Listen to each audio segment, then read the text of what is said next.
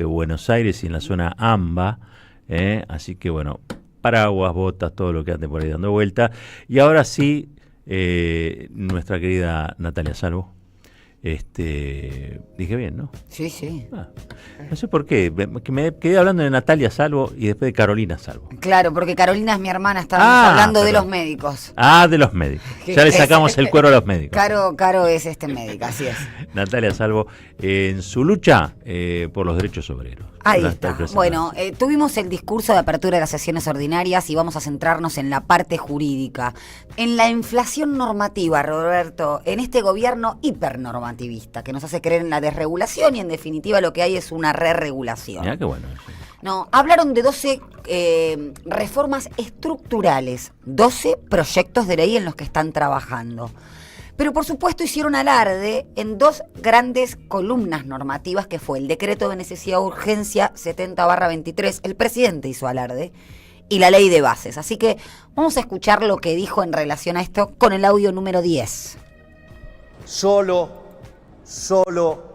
el DNU 70/23 y la ley bases representan una reforma estructural 8 veces más grande que la reforma que hizo Carlos Menem cuando fue el mejor gobierno de la historia hasta ahora. Las cosas que hay que escuchar. Sí, efectivamente. Y en este contexto marcó que no contaba con el decreto de necesidad de urgencia 70/23 y la ley de base, con las 900 regulaciones que Sturzenegger dejó en el camino, con más las bondades del RIGI y la distorsión de la inflación, ¿no? Que barrieron con la distorsión de la inflación. Habló de la necesidad de un ordenamiento jurídico que proteja el fruto de los esfuerzos de los argentinos para ir a un modelo institucional acorde al país. Reformas de fondos. Y aquí recordé lo que se decía en la dictadura, achicar el Estado para agrandar la nación. Me acuerdo.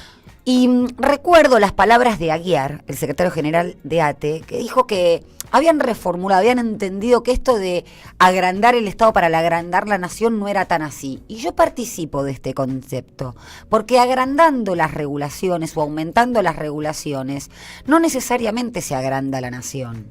De hecho, habló incluso el presidente y midió, esto es la brutalidad más grande, en peso, en quilaje, lo que significaba las regulaciones actuales en la Argentina. Sí, dijo que pesaban 1,5 kilos y que ahora la dejaron en 90 gramos.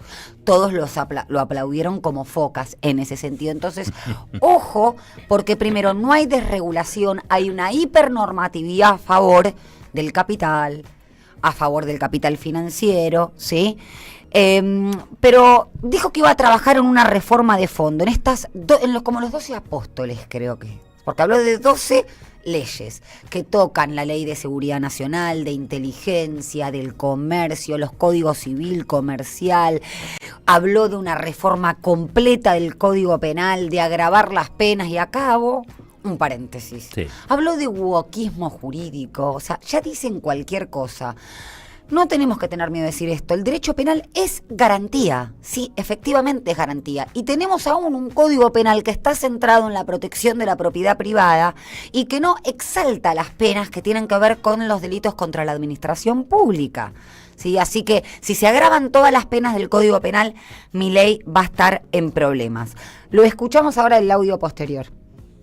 Al año pasado lo bautizamos el año de la defensa de la vida, la propiedad y la libertad, porque fue el año en el cual le dijimos basta al modelo de la casta política y dimos los primeros pasos en la dirección del modelo de la libertad. Este año será el año de la reconstrucción de la Argentina. Ya sentadas las bases, debemos empezar a reconstruir los cimientos de nuestra gran nación, pero nada de todo eso será posible si no avanzamos en atacar los problemas estructurales del país. Nuestros equipos están trabajando en más de una docena de leyes de fondo, es decir, que ponen los cimientos sobre los que debe construirse este nuevo edificio. Estos proyectos atacan desde cuestiones económicas hasta cuestiones administrativas del Estado, financieras, penales, civiles, cuestiones vinculadas a la seguridad nacional, nuestro sistema de inteligencia, cuestiones vinculadas al comercio, a la propiedad privada y una serie de temas estructurales que hacen del diseño institucional de un país que debe pensar en grande. Me suena a proceso de reorganización nacional también, ¿no? Sí. Por eso hablo de una hipernormatividad. No nos comamos la curva de que no hay leyes. Los que vienen es a desmantelar las conquistas jurídicas propias del estado de bienestar que a este gran pueblo le costó tanto conseguir y que derramaron tanta sangre. Y otra cosa, qué importante saber que el concepto de los derechos los definen los jueces y la sociedad, con la conquista y la lucha. ¿Por qué? Porque hablan de la vida, de la propiedad y de la libertad. Existe la libertad sindical, no solamente la libertad de mercado. Existe la propiedad de los derechos adquiridos, de los derechos sociales, de las moratorias previsionales, de las jubilaciones, de las pensiones, del trabajo, de la salud, de la educación pública también. Y lo mismo con la vida de todos y todas, no la vida solamente que pregona la dictadura del capital, como dice Amadou. Pero no termina acá, habla del mundo del trabajo, lo escuchamos. Si bien la Ley Bases y el DNU 7023 incluyeron elementos fundamentales para dar los primeros pasos en reformar el mundo del trabajo, necesitamos profundizar este camino. El régimen laboral que impera desde hace 50 años quedó completamente obsoleto y hoy lo único que hace es proteger con beneficios a las pocas personas que van quedando en el sector formal, mientras expulsa cada año a millones a la informalidad. Este es el principal motivo por que el empleo privado formal no crece desde hace casi 15 años.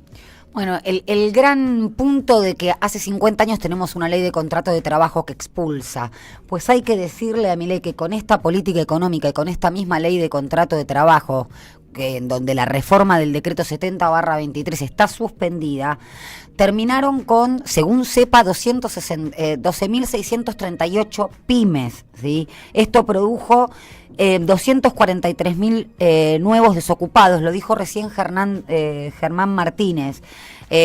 Mientras se reclama un salario mínimo vital y móvil de 1.700.000 pesos para que cumpla con el parámetro del artículo 116 de la Ley de Contrato de Trabajo, que nos dice casi como una utopía que tiene que cumplirse previsión, salud, vestido, vacaciones, ocio, ese salario mínimo vital y móvil. Actualmente en el mes de mayo este salario asciende a 296.832 pesos. Entonces, les quiero contar una cosita. Estuvo Yolanda Díaz, ministra de Trabajo y vicepresidenta en la Facultad de Derecho. Sí. Habló y dijo lo que se había hecho en España. Kirchnerismo puro, Roberto. ¿En serio? Más protección, más leyes laborales, crearon muchos más puestos de trabajo, protección a la mujer, protección a la minoría, terminar con los contratos basuras, con la precarización laboral. Y eso fue lo que aumentó el empleo, lo que aumentó el salario, el Instituto del Salario Mínimo Vital y Móvil, que para Adorni le parece como una excepción, una anomalía, es lo que hace que la distribución de la riqueza sea equitativa. Y por último, el último audio de Javier Milei.